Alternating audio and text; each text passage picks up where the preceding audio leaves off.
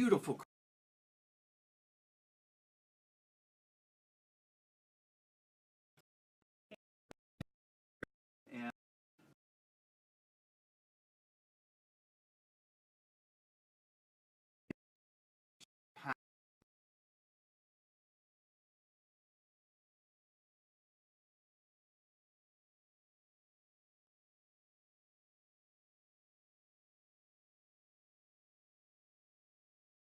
And introduce yourself and Ellen, and tell us about your family. Sure. The best thing I could tell you about myself is about my family. It's about my wife, Ellen. We just celebrated our 11th anniversary yesterday. Congratulations. Awesome. Yeah, we have three amazing kids, Judith, Janie, and Jameson, 10, 6, and 2. Well, he'll be 2 in real shortly here on the 22nd of October. And we're both from the Midwest. And yeah, that's it. I mean, I am my family. And Ellen, tell us about yourself. Where'd you grow up and so forth? And I'm from northern Minnesota, small town called Duluth. is that Minnesota nice? It is Minnesota nice. Give us some Minnesota talk here. Oh, I don't know if I could. Awesome, awesome. Well, that's wonderful. And where'd you guys meet? We met up in Los Angeles. Yes. Yeah. Sports bar. Oh, fantastic. I was playing Papa Shot, and she walked by, and I said to my buddy, I said, that one. Yeah. And she beat you later at it, right? I'm not sure. She actually bought me a Papa Shot for the garage later, too. Well, we're here at beautiful Christ Cathedral on Empowered by the Spirit. This is Deacon Steve Greco with Joe and Ellen Burke. And what we're talking about, the theme of this particular show, is abundant living. And we see, and take a look at your Bibles, we see John 10:10, and it says that I have come to give you life and life abundantly. And I think it's so important to understand that living a Christian life means that we have this abundant life as it relates to our own personal faith life, as it relates to marriage, as it relates to family, as it relates to work, as it relates to ministry. And that's really what we're going to talk about. More of a holistic approach. So, Joe, I know in terms of your own personal background and testimony, tell us about how you grew up, got closer to the Lord. Was it something from, kind of gradual? Was it more of an all of a sudden thing? Tell us about your story. Sure. My parents had a big role in it. I grew up born in Chicago, 2 Catholic parents, Irish and Italian, got the double whammy there. And they say that's oil and gasoline. I'm not sure, but that'd be correct. But really, had a wonderful family. Very fortunate to go to Catholic schools growing up, and faith was a big part of our life. I was the third boy, by far the most wild and adventurous. And I'd even say, in my many years, I worked in Los Angeles, lived in Santa Monica, and as wild as my life was at the time, and I traveled all over the world at the time, I always found myself at St. Monica's, Monsignor Torgerson, I'm sure you guys know, and my faith has always been with me, but I can't say by any stretch of the imagination that there's any perfection then or now. But I will say it has guided my decisions in terms of what was best for us and our family, and I know it was pivotal in raising our children as well. So we're with Joe and Ellen Burke here on Empower, sharing about his faith, and why is following as a Catholic, following Jesus so important to you? I think you're a ship without a rudder. If there's got to be a center point in your life.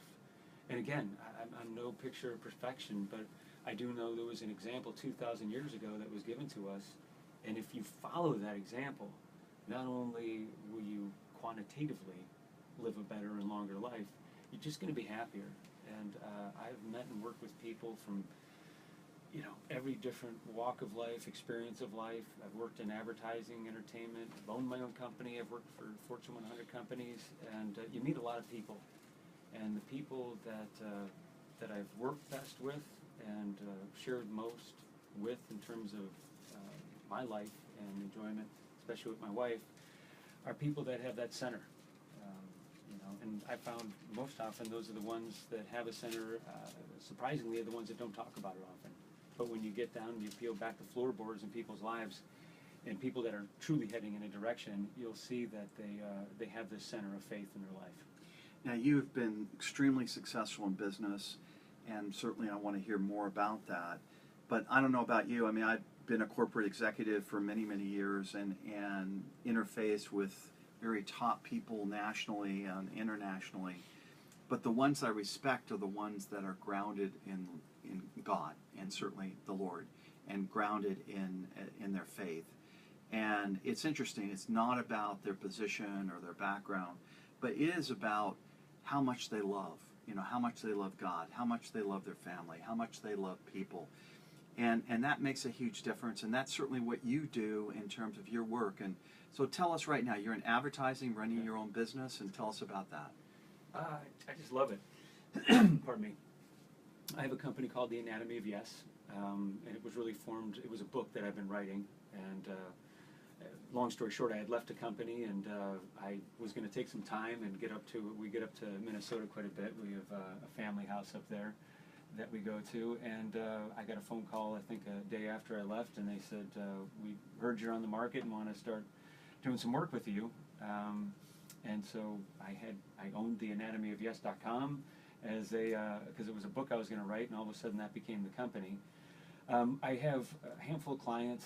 I love serving them. I love doing the work for them, and most notably, Ellen and I we have a client that is one of the original surfing wetsuit brands. Wow. And so we did a project on Maui where we went there to film and really study Hawaiian legends and the legends of Maui. And I told the CEO, I said, well, listen, you're going to bring an unbelievable production manager on this trip, and her name's Ellen Burke. And so we went to Maui together. We traveled with the CEO and his daughter, and just to me that was the ultimate work-life balance. Ellen found a way to, I think it was an orchestrated 5 sitters and family to watch the kids while we were on there, but it was to me the deepest immersion, because for many years, especially when I was driving an hour and a half to work, an hour and a half home, when I was at Disney, you know, I missed it. I got up and the kids were sleeping, and I'd come home and the kids were sleeping. And for me, this was the ultimate way of getting Ellen and I together, not only in a work environment, but also in a life environment. And it was more fulfilling than if we were just to have gone on vacation. And, That's fantastic. We're with Joe and Ellen Burke, and we're talking about how we put Christ at the center of everything we do, how we put Christ at the center of work, our relationships, our marriage, our family. Ellen, tell us about your faith walk, if you could. Okay, so I grew up in northern Minnesota, and I was raised in the church. My parents were divorced when I was younger, so my mom would drop me off at Sunday school along with my brother, and we went through the whole, you know, Sunday school, confirmation, and all that, the stuff, and then as soon as I got old enough to make the choice, I chose not to go to church all the time, because it wasn't the culture of the family that I was in, or with my mom, you know, at that point. But I remember I would always go to my grandmother's house, Helen, and she'd watch church on TV because she couldn't travel and go to Mass. And probably 30 times throughout my childhood when she would watch me, she ended up giving me a rosary. So I have a drawer full of these rosaries that she would constantly. So, you know, she was a very faithful woman. So it was always there. But it wasn't until I met Joe and we decided that we were going to have a family that we really thought about it and thought, you know, or I really thought about it and thought, I really need to get back into the church. This is where I want to raise my kids. This is how I want to raise my kids. This is the journey I want to take with him. And so I was one of those that went away for a while and got brought back. And I'm sure many listeners out there can relate to that. And many perhaps are listening and not knowing why they're listening, and maybe that they've dropped out.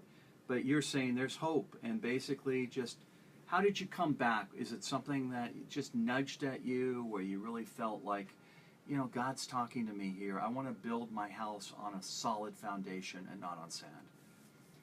Yeah, exactly that. I think, you know, facing down the barrel of starting a family and raising those kids, I knew that the solid foundation was going to come from Joe and I.